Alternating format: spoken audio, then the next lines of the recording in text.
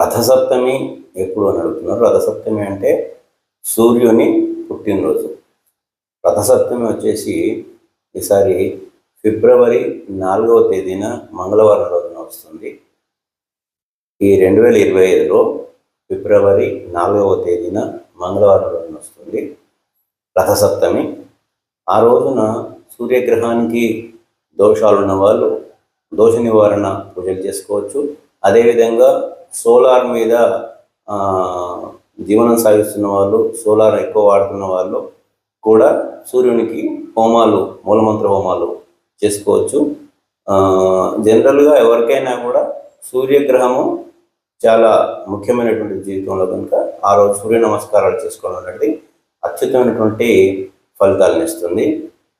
మరొకసారి చెప్తున్నా, ఫిబ్రవరి 4వ తేదీన రథసప్తమి ఈ 2025లో మంగళవారం రోజున వస్తుంది. అందరూ సద్వినియోగం చేసుకోవాలని చెప్పేసి కోరుకుంటున్నాను. ఆ పరమేశ్వరుని ఆశీస్సులు.